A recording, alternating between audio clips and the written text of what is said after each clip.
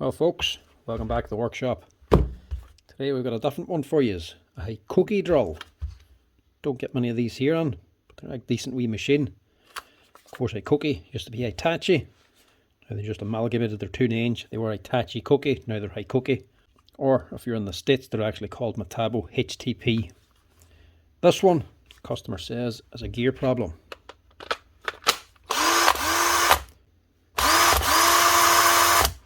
Looks like it's running fine, but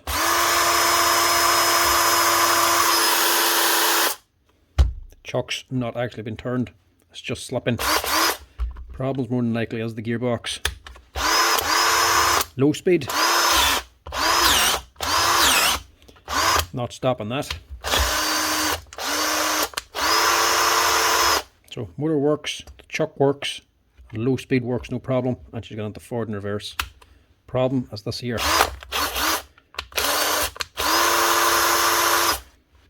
Gearbox is stripped out on the high speed. Fairly common problem for any drill, and that goes for any brand, not just Hikoki. These here cheaper ones are more susceptible to it. These are just a DC motor inside, they're not a brushless machine or anything like that. What's happening is the actual plastic teeth on the gearbox for locking the gears to give you their higher speed have stripped out. They're gone and they're not locking anything now, so it just stays either spinning or only goes onto low speed. Generally you see it more commonly with the cheaper ones like this here. Here's a DC motor one. When you go into the brushless ones then, the gearbox is a wee bit more robust and will have a metal locking plate instead of a plastic gearbox housing. Generally the brushless ones won't be as bad. The advantage of it happening with a Hikoki is that you can generally fix it. If it happens with other brands, the likes of Makita, Bosch, Milwaukee, you can't actually buy the parts for gearboxes. Generally they're sold as one complete piece. With Hikoki or the likes of DeWalt, they actually supply all the parts inside the gearbox, so if something like this fails, you can fix it for fairly cheap.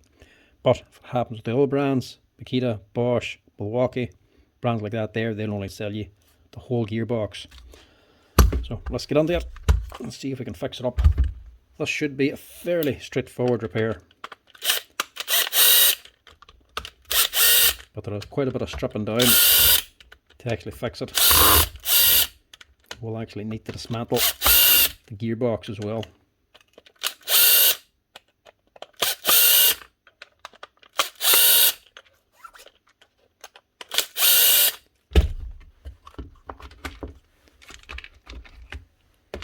Side of this, it's just a DC motor.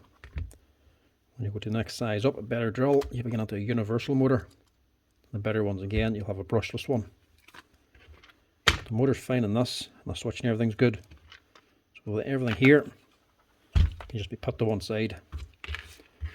This is what we need to look at. It's just a wee change lever. The actual gearbox housing closes on this plate attached to the motor. So these twist together. So once you take this off, your gearbox is already open. Before doing anything else, I'm just going to clean out this dirt to make sure none gets into the actual gearbox, because we're not going to wash this out. We're just going to keep the grease that's actually in it.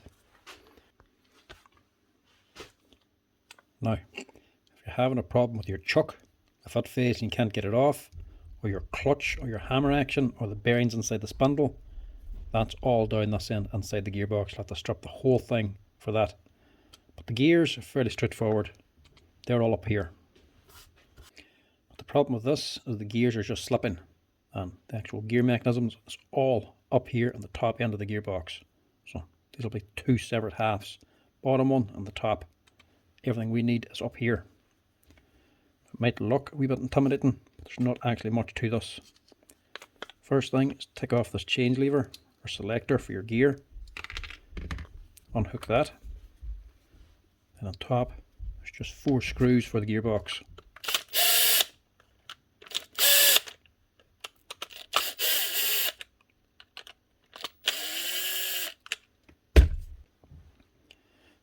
Now that's it actually off. Take it off now. It's one whole unit, but we're going to have to put this back together again. So I'm just going to take everything out one by one as well. So on top, you have this metal washer, which is twisted on. And you've got 3 small gears. bigger planetary gear on the outside.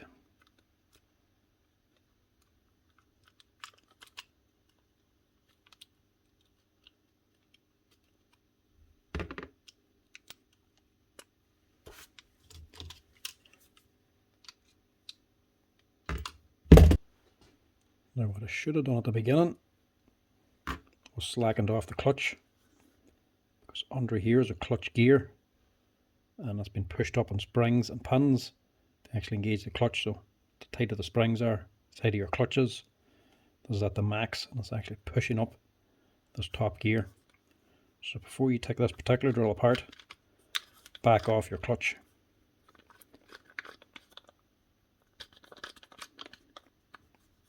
So that'll take the gear on. Because underneath there, these bigger gears, and that's your wavy clutch gear. So now you engage your clutch, pushes up these big springs with these balls on the end of it, and that's what's actually giving you your clutch. So the stronger you have it, the more force needed to overcome these lumps and ridges on this here gear. The weaker you have the springs, the easier it is to turn.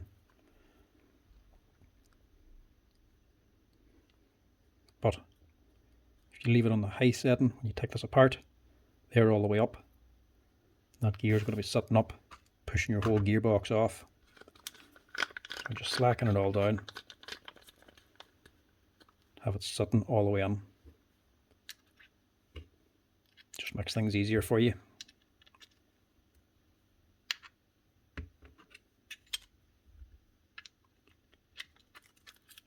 So leave that end alone.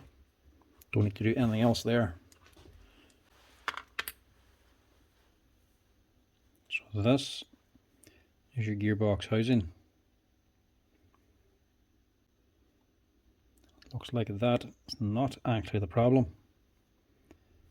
The problem is actually this. Oddly enough, it's the selector gear, not the housing. Normally, these here selector gears are actually metal. This one's actually nylon. So that's what the problem is here. Never actually seen a nylon one. So normally, when these are metal, this was actually selecting your 2 speeds. When this is back, you have your high speed. Whenever it goes forward, it locks into the teeth of the plastic gears on this plastic housing here, and it fixes this here gear so it can't spin. So the gears run around the outside, giving you your low speed. Normally, it's this here that strips out because this is plastic and this is normally metal. But this one is plastic as well. So what's actually happened is the gears themselves have actually worn away. I've actually worn away the plastic teeth on this plastic ring. So this is the problem, not this. So I'm not getting this fixed today. I have these in stock, but I don't have this. I'll have to get a number for that and get it ordered on. So this is the advantage of Hikoki tools. You can actually buy the whole gearbox like every other brand as one complete kit, which is generally too expensive. Part number 3 just doesn't include the chuck. Or you can buy each and every individual component inside of it, even down to the little screws to hold the gearbox together and the little springs inside. Everything inside the gearbox is separate, you can buy individually. That's generally the advantage of buying Hikoki tools or Hikoki drills or DeWalt drills. They do the exact same thing, but unlike the Hikoki, DeWalt don't supply all the parts on the motor. So the Hikoki, you can actually buy the switches and motors separately. DeWalt is generally going to be one piece. So the part we need is this one here, number 28. I have this, the gearbox housing, number 25, but that's not going to fix this. I need this here, plastic ring gear. So that is part 28, which is number 332013, and they only cost around £6. So I'll need to order one of them in. If this were a more expensive machine, whether it be Hikoki or any other brand, most of them will all have a metal ring gear now, not plastic, and they'll all have a plastic gear housing, but the more expensive one, they'll not have the teeth in the gear housing.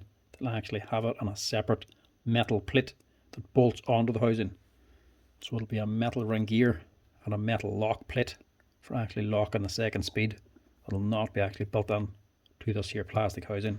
But for now, these cheaper drills, they strip out a gear, replacing one of these two. For this particular one, you'll have to replace this plastic ring gear, or it could well be that plastic housing as well, but not this time. All I can do now is box it up and wait for the parts to come in. Now, parts are finally in. Wee sliding gear ring, 332/013. A wee cheap plastic ring, easy to dismantle and fit. This took a long time to come. It's actually 2 months later, and that's only just arrived on here. So this, time wise, was not a quick repair. See if we can get this thing rebuilt and back together again now. Familiarise myself again with it now. Luckily I did wash it out the last time. It's just this plastic ring.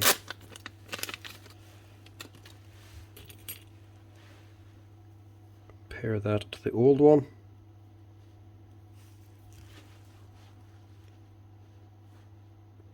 See, and here's all worn away. This one here still has the teeth all the way to the bottom.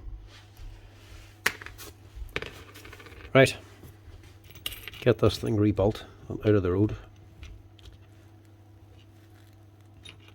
All the screws should be the same apart from 4 for the gearbox. There's a wee missing piece here in this ring seal. Matches here. You can't actually put this together wrong, it won't let you. This is something anybody could easily do at home.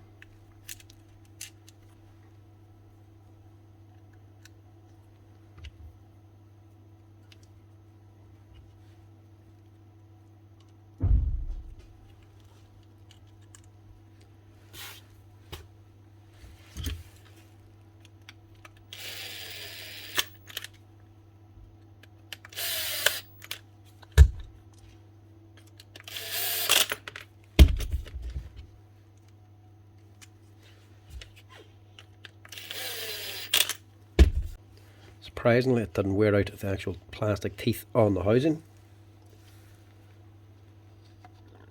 A little touch of grease down the bottom because I did wash this out, but not too much. Also make sure I'm putting this in right. So let's go on that way.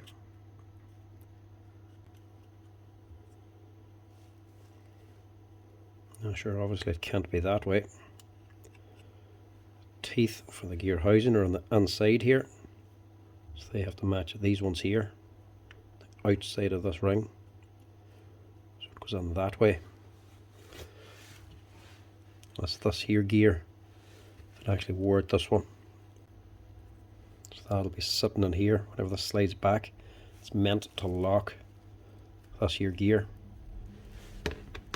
so that's why it's wore out and not this one. This one's metal. 3 small gears onto these. These 6 gears are actually all the same. They're identical. Doesn't matter which way you put them in. There's another 3 underneath this one again. They're a different gear.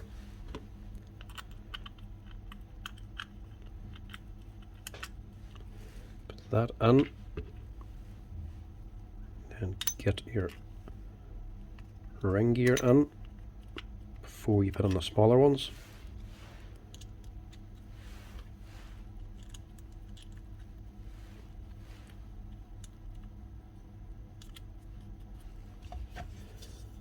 A little bit more grease, but not much. It's all the grease we're going to need for this thing.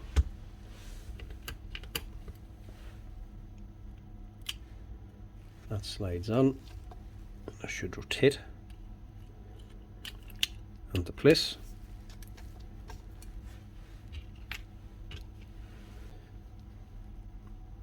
selector lever then. It's going to be sitting on top beside your mode markings. A ticket with this little V facing back, so otherwise it'll be in the way here. Drop it onto that plastic gear, making sure you get it into the actual slot.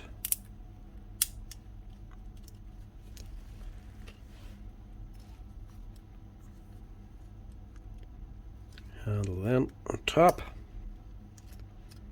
Take it, that's the right way around.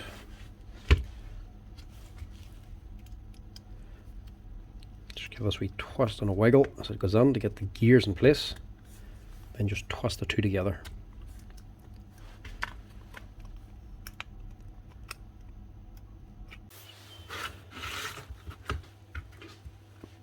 Get your battery retainer slid on first. Make sure that's right. Your change lever, make sure that's engaged right and goes through the hole.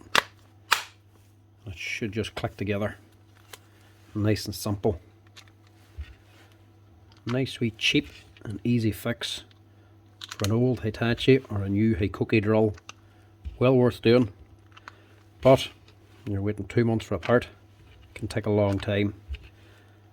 But for the price of the part, it's still worth doing, even if you have to wait. Hopefully other places online can get that part quicker. The supplier just did not have it in stock whenever I needed it. Nothing you can do about it. Sometimes it happens. You just have to wait for it to come on. Luckily this customer wasn't standing waiting for it. He actually hasn't rang since asking for it, so give him a ring now. Let him know it's ready.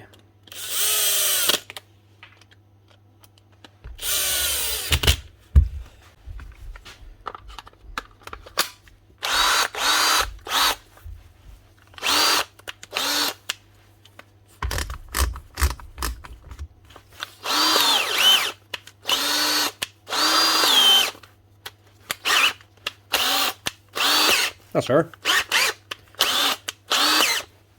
Drilling in both speeds again. High speed and low speed. No more slipping, apart from clutch mode. That's her. One Hikoki DV18DGL from 2018. Fixed up again with just a little plastic gear. Nice little cheap part, very basic. That cost less than €10 to actually buy. It was a very cheap and easy repair. One of the big selling points for Hikoki drills. Hikoki, love them or hate them. Some people do like them, some people don't. I know some of their tools mightn't be the best, but certain ones are very good, like the nail guns and that. But that has always been one of the big selling points for me with Hikoki as their drills. You can buy all the parts inside the gearbox, so when you have a little problem like that, you can easily just replace it for very cheap, unlike a lot of other brands, including Makita and Bosch, who only sell the gearbox as one solid block. So if anything goes inside, you're replacing the gearbox at what, 70, 80, even €100 a time. Hikoki, you can't fault them when you can buy their little parts like that there and keep them running. Might be getting old, but it's still working no problem. That's her. Thanks for watching, folks. Hope you enjoyed the video. As always, give us a wee like and a follow down below. Cheers for watching. Chat to you later.